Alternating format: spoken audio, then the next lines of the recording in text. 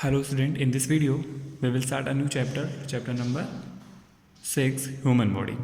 In this chapter we will explain about sense organ, describe the role of different organ system, describe the importance of human respiratory system, role of nervous system and organs, and last, reproduction system is important for human being. Why?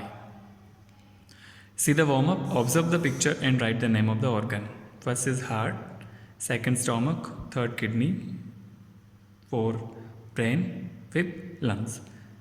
Pictures के नाम आपको अपनी text book में fill up कर लेने हैं देख करके. Now start the lesson. Introduction. We know about the word called machine. अब मशीन का नाम तो हमने सुना ही है, हम शुरू से सुनते आ रहे हैं. Machine like pen, mobile and scooter all are machine. हमारे आसपास में जितने भी इलेक्ट्रॉनिक गैजेट हैं वो सब क्या है, एक प्रकार की मशीन है. Our body is also a kind of machine. वैसे ही हमारी बॉडी भी एक प्रकार की मशीन ही है. But it is a different from all other machine because in other machine we first give the instruction and then the process start. पर ये बाकी मशीन से थोड़ी डिफरेंट है. क्यों? क्योंकि बाकी सब मशीनों को क्या करते हैं, हम पहले इंस्ट्रक्शन देते हैं देन बाद में उस पर प्रोसेस स्टार्ट होती है. बट इसमें क्या है, इसमें पहले प्रोसेस स्टार्ट होती है, वहाँ पर हमें इंस्ट्रक्शन देने की ज़रूरत नहीं है. जैसे कि our body work itself like in heart beating and opening of our eyelid. जैसे कि हमारी हार्ट बीटिंग जो है वो खुद से होती है, हमारी जो आईलिड्स हैं वो भी खुद से जैसे पलकें झपकती है ना, तो हमें इंस्ट्रक्शन थोड़ी देना पड़ता है, वो तो डायरेक्टली अपने आप होता रहता है. So human body is made up of cells and they are called the building block of life.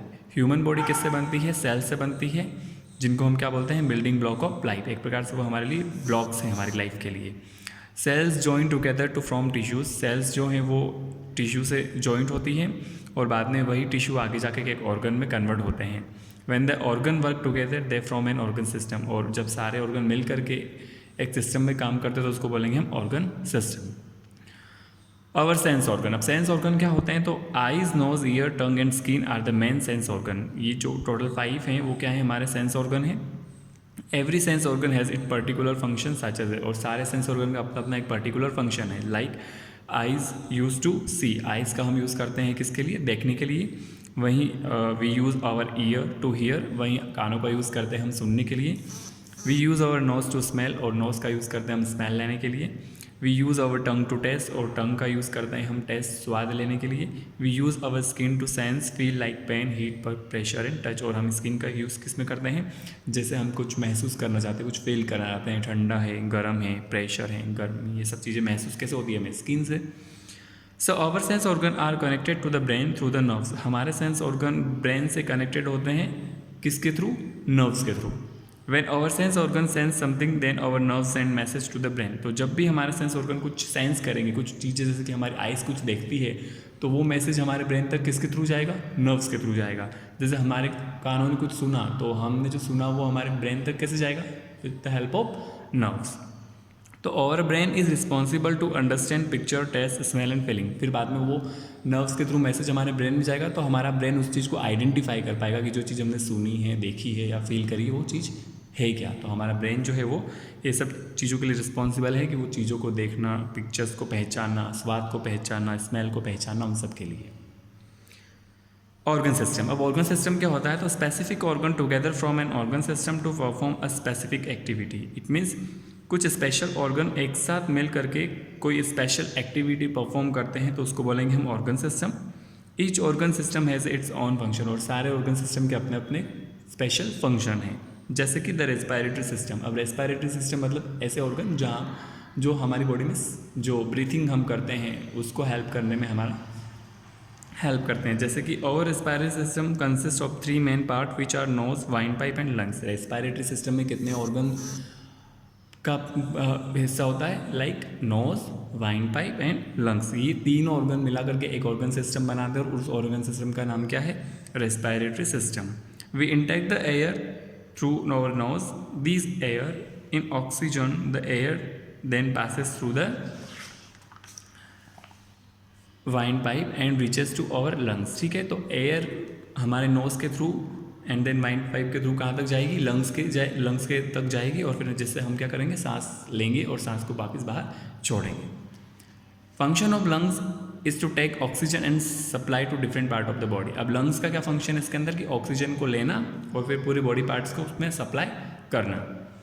Oxygen burn the food and give us energy. Oxygen क्या करती है, हमारे फूड को बर्न करती है और बाद में हमें एनर्जी देती है। The air we breathe out is carbon dioxide. जो एयर हम ब्रीथ आउट करते हैं, बाहर निकालते हैं बॉडी से, उसको बोलेंगे हम carbon dioxide. Carbon dioxide is helpful to plants for photosynthesis. और कार्बन डाइऑक्साइड प्लांट्स के लिए भी काफ़ी हेल्पफुल होती है, क्योंकि वो जो अपना फूड प्रिपेयर करते हैं in the process of photosynthesis, तो उसमें वो कार्बन डाइऑक्साइड का यूज़ करते हैं। For correct breathing we should, अब करेक्ट ब्रीथिंग के लिए हमें क्या करना चाहिए, तो breathe in a pure environment. हमें जो ब्रीथ सांस लेनी है वो हमारा इन्वायरमेंट कैसा होना चाहिए, बिल्कुल प्योर होना चाहिए, वहाँ पर पॉल्यूशन नहीं होना चाहिए। Breathe through our nose not from our mouth, और हमेशा सांस हमें नोज से लेनी चाहिए, ना कि माउथ से। Keep our surrounding clean for fresh supply of oxygen, और अपना आसपास का इन्वायरमेंट है, एटमॉस्फेयर, उसको हमेशा क्लीन रखना चाहिए, वहाँ पर पॉल्यूशन नहीं होना चाहिए, जिसकी वजह से हमें एक अच्छा इन्वायरमेंट मिले और वहाँ पर एकदम फ्रेश ऑक्सीजन हो, जो हमारी बॉडी को अच्छी ऑक्सीजन दे पाए। द डाइजेस्टिव सिस्टम, अब डाइजेस्टिव सिस्टम क्या होता है, तो वो सिस्टम जिसमें कौन से ऑर्गन होते हैं जो हमारे फूड को डाइजेस्ट करने का काम करते हैं बॉडी के अंदर। Digestion is a process in which the food break into the simpler form. अब डाइजेशन क्या होता है, digestion is a process in which the food break into the simpler form, मतलब फूड को छोटे छोटे पार्ट्स में ब्रेक करने वाली प्रोसेस को बोलते हैं हम digestion. We eat the food through our mouth has a liquid name as saliva. अब हम खाना, तो डाइजेशन स्टार्ट कहाँ से होता है, माउथ से स्टार्ट होता है, ठीक है। तो जब हम खाना खाते हैं तो हम माउथ से खाते हैं, और फिर बाद में माउथ में क्या होता है, एक लिक्विड होता है जिसको बोलते हैं हम सलाइवा, ठीक है। जो लार बनती है ना, जो पूरे फूड को मिक्सअप करने का काम करता है, उसको बोलते हैं हम सलाइवा।